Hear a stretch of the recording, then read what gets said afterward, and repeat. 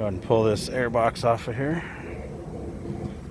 Well, you can see here I just lifted the air box out, which the tabs are all broken. I didn't even have to undo the screws. Look how dirty this thing is inside here. Look how dirty it is inside there. This hose clamp, this is just how I found it. This hose clamp, not even on. This wasn't even connected. You can see how dirty it is. See this? That wasn't even on there. It's supposed to be up there and hose clamped. So you can see where that vent hose is at. It's all the way over here. If you look at the air box, it's on this side. That side of the air box is actually capped off, and it should be on this side, and nothing's been on this air box for a good while. So that hose is supposed to route to the other side. Okay, so I decided to take the whole front end off because I couldn't get anything out of the way with it on. The way the carburetor's mounted, it's going to be kind of tricky to get in there. I also saw this up here. You can see that thing's been leaking. So I'm going to investigate that and clean it up. The engine up here, maybe some of that's just blowback from this leaking, but I want to clean this all up, and it'll make it easier to rinse this gas tank out. And the other thing is, the fuel lines don't want to come off. So I got it to turn, but it doesn't want to come off, so I'm just going to cut them, and I'll put new fuel lines on it. So I'm just going to cut these off and get this gas tank out. Hopefully there's not a bunch of fuel in it still. There is. There you go. There we go. Look at how yellow it is. That's horrible.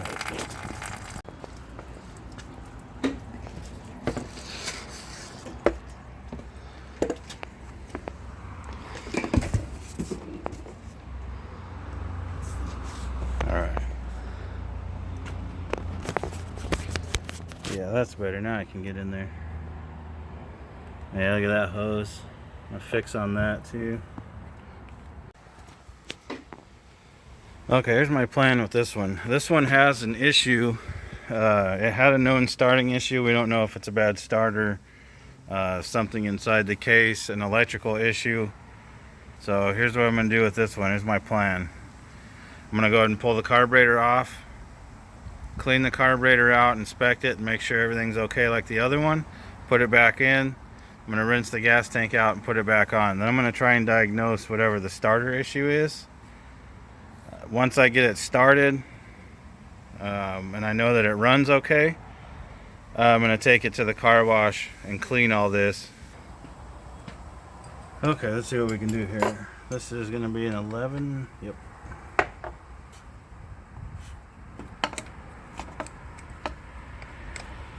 Go ahead and pull this vent tubes off. Those to the side. With these, okay, that one's broken loose. This one's probably broken loose too. No, maybe not. That one's still good. You gotta be careful, these rubber mounts, they'll break real easy. This one's already broken.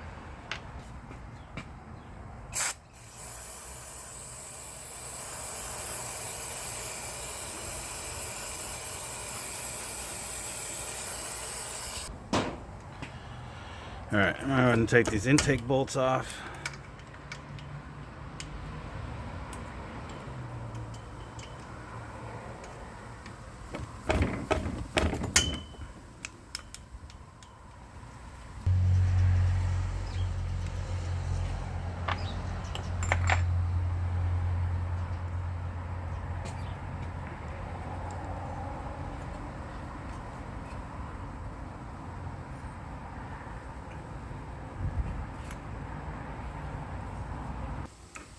So, easiest way I find to do it, turn this, get my finger in there, then I can hold the throttle plate open.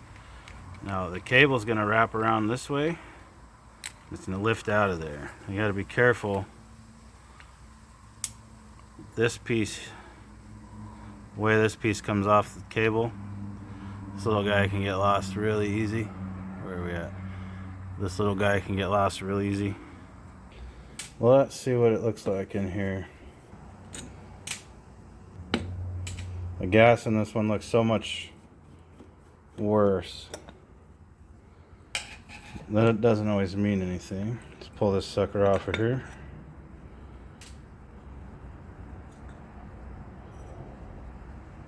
Not so bad. There's some stuff down in there. Clean all that out. See if these floats are stuck like the other one. No, it's really not. That's good.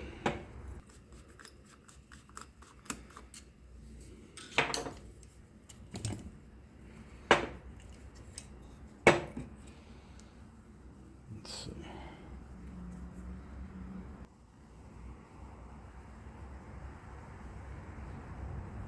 So this bike would not have run good, even though it doesn't look as bad in there. This jet was plugged up.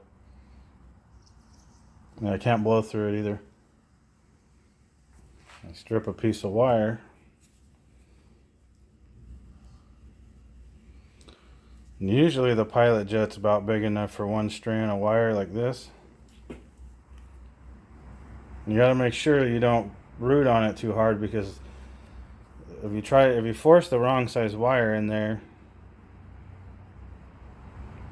yeah, okay, that one went right through.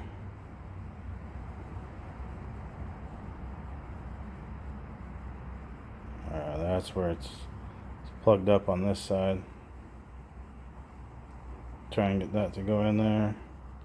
If it doesn't want to go, you don't want to force it. Well, see right there, I felt it break through.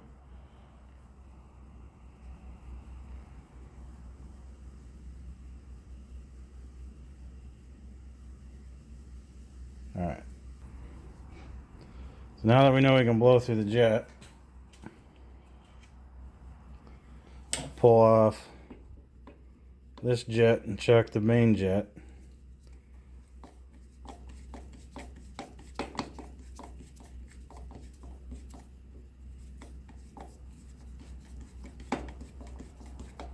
Whoa, why is it not unscrewing?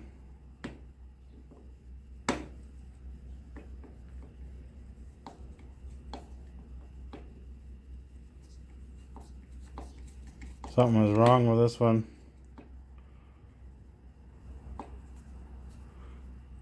Jet doesn't want to come out.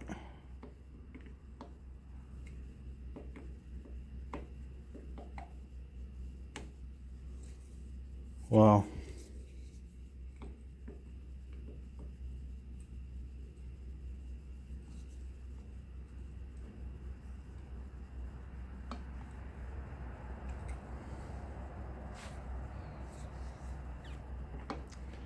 hey, somebody's definitely been in this one before.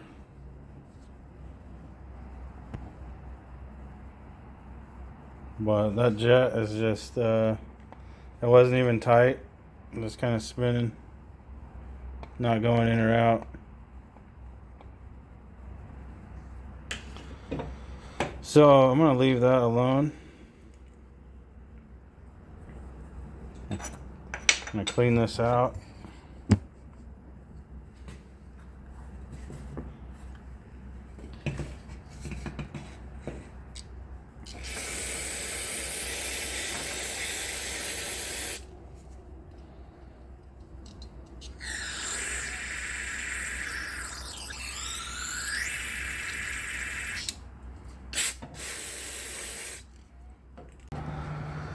Okay, I went ahead and threw it back together real quick. I put on these two fuel lines down here. Put on this vent hose, breather hose to the valve cover. Got the boots and everything on correctly. I got the battery installed. Put some gas in there. Let's see what it does when we try and start it.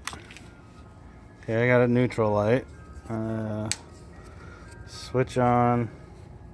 Okay, see what it does. Oh, the starter relay's clicking.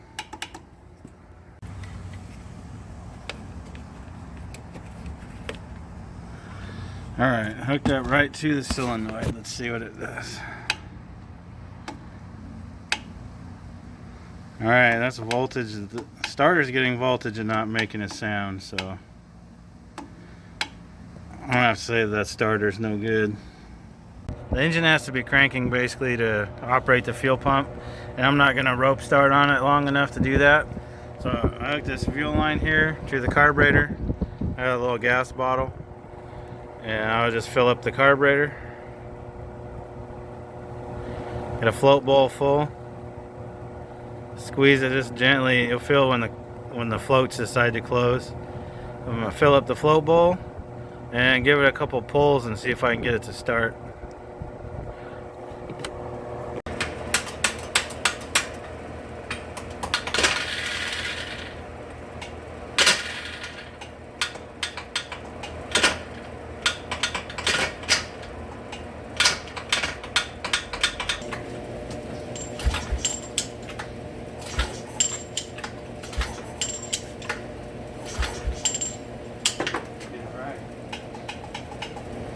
No wonder you pull start, dude. There ain't no fucking pull start. Sorry about the wind noise.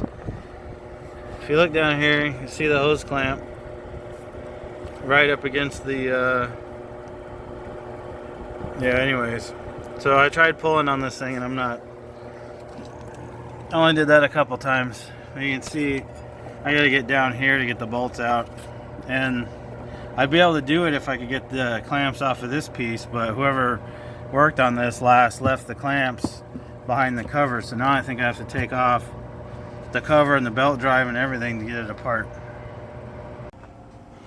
Well, normally I don't go and take apart everything that I just did to get to something like that down there, but when you forget to put the little pilot jet in and you gotta take it all back apart anyway, I'm pretty sure I have a wrench that'll fit that, so now that I can hold that out of the way and loosen that with a little wrench, I'm just going to do it this way.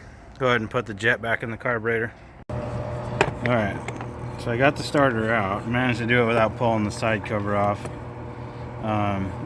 It doesn't feel very good, but back inside here is what they call the starter Bendix.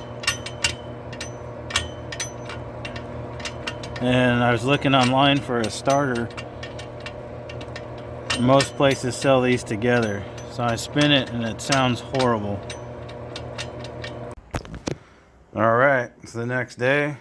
Starter just came in. I went ahead and got the starter drive also. Figured why not. It was inexpensive enough, and this one feels a lot less worn out than the other one. So let's get this starter put in and see what happens. Alright, the only way you can get this in and out is with the starter removed, unless you take the flywheel off. It was cheap enough, or it's inexpensive enough I should say, that I figured I should just go ahead and replace it.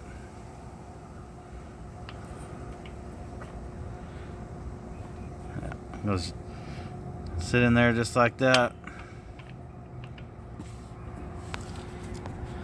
Alright, I'm gonna get this cover back on and slide that starter back in. We'll see what happens. Alright, there's the new starter all installed, the cover back on. Let's see what this thing does. Hopefully it cranks over fine. I tried to rope start this thing and there was no pulling. There was no pulling it. So let's see what the starter does. Here we go. Okay, well it sounds like it cranks just fine. I even tried to start. Alright. Let me get some fuel in it. Alright, got the cooler on, don't mind the wind noise. Let's try this again. I just primed the bowl up again.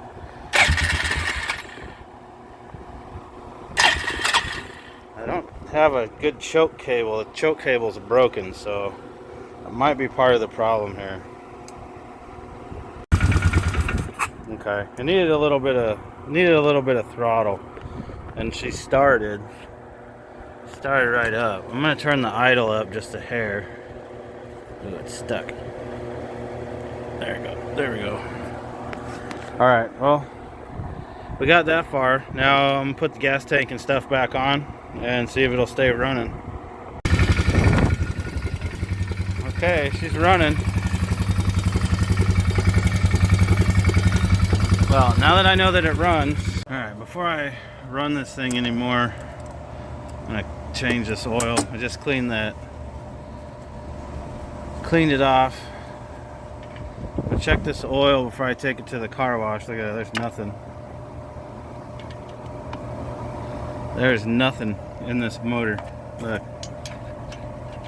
I'm gonna get anything. There's no oil in this thing. And get all the way down in there. Oh, I found some. According to this, if that's the dipstick, and I had to put my screwdriver that far down in there to find that much oil, we got problems. This thing needs oil before I even start it again. Alright, back from the car wash. It's the next morning, but you can see the car wash pressure washer sucks. Not much pressure, but it got the majority of the bulk of the grime off.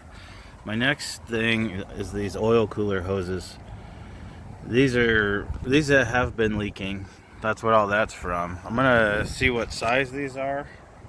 I know I'm not gonna be able to find these molded lines, but I believe I can cut the end off, cut the crimp off, and it should just be a barbed fitting in there. And if they can use these spring clamps on this end, there shouldn't be any reason I can't use regular clamps and the proper hose on either side. So I'm gonna take this off. This thing's pretty petrified, so I don't think I'm gonna be able to actually get the hose to come off, but just gonna slice it. This thing's low on oil. This has been leaking for a while. So let's see what size this is, and I'll go source some hose, and we'll get this back together.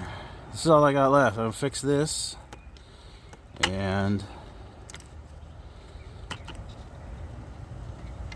yeah. All right, let's see what size that is. Probably a 3/8. Okay, here's how I tell. Here's a 10mm wrench. It's a little play. Try a 3/8. I think it's 3/8. 3/8, like nice and snug. I'm gonna go with 3/8 oil hose.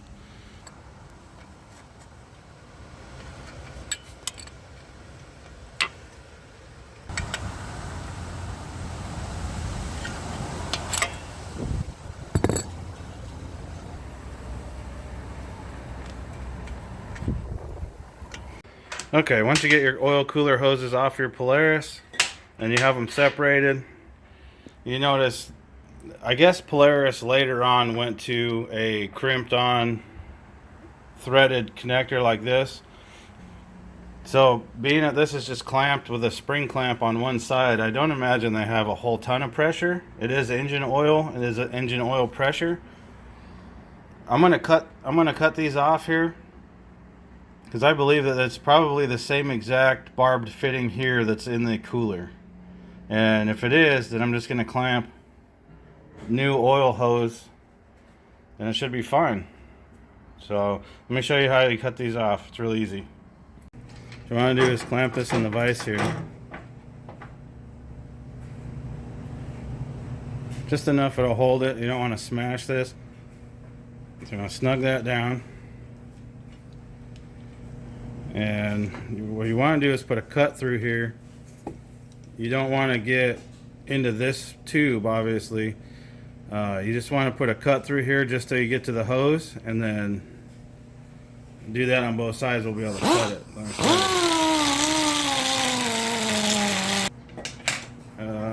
Should just be able to get this to break.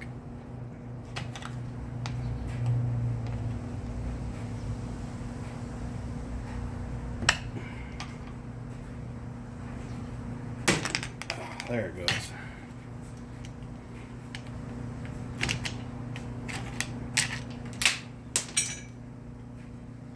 There we go.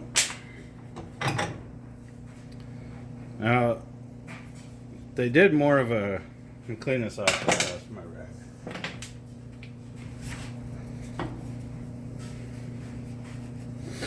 So you can see what they did when they built this. This part here was more of a compression fitting, crimped into there, and most of the bite was in here on the hose. So what I'm going to do, I'm going to put a little bit of a flare on this. Well, I have this tool here. I stick this in there. Come on, close. Sometimes. So, stick this in here.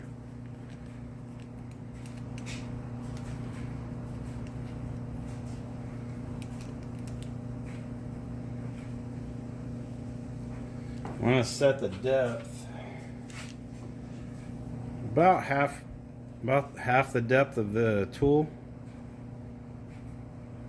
I might go just a little bit more on this one. Go ahead and tighten this down.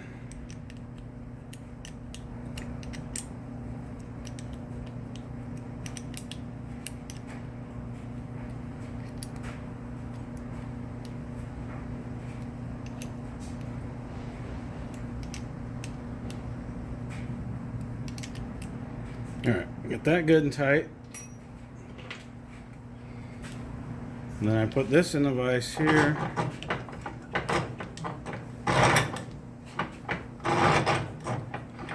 It's in the vise like so. And put the tool in there. And then you put this piece screwed on here. Make sure you get it started straight. That. Alright, screw that down, screw this one down, tighten on this one.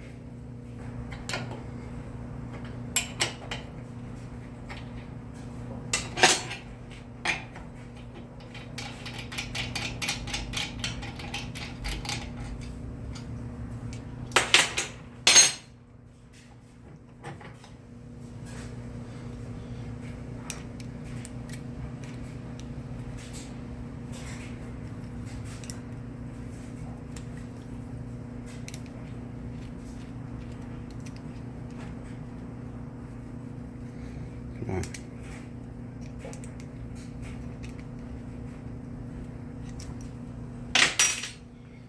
Just like that. You got a flare. That'll hold, no problem. Clean this out. Alright. So I got that cleaned up. My hose cut to length. I'm going to put that on. I'm going to use these wider hose clamps. Just enough on there, past that. You can see the bump there. It'll be just like that. It should work just fine.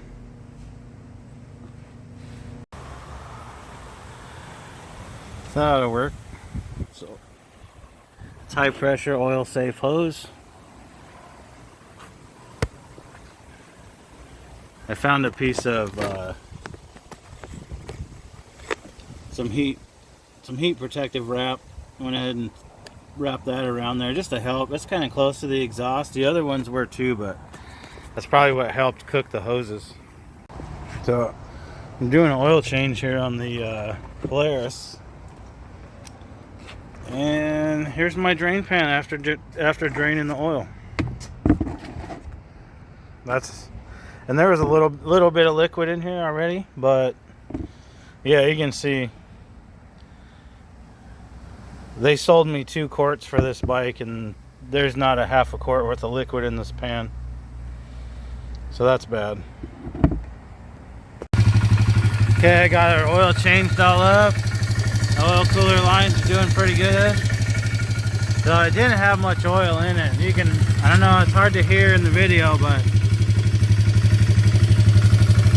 and a little bit of tapping going on. Doesn't sound too bad. It took every bit of 2 quarts. Well, that about wraps up the work I did on this 4-wheeler. I have a new pull handle here. It just got here. Pretty much done editing the video, so it's not going to make it. So the next thing I need to do is figure out how to get both bikes to fit on the trailer. That way the trailer still fits in the garage and they can keep both 4-wheelers on the trailer in the garage. So we'll get into that next video. Anyways, thanks for watching.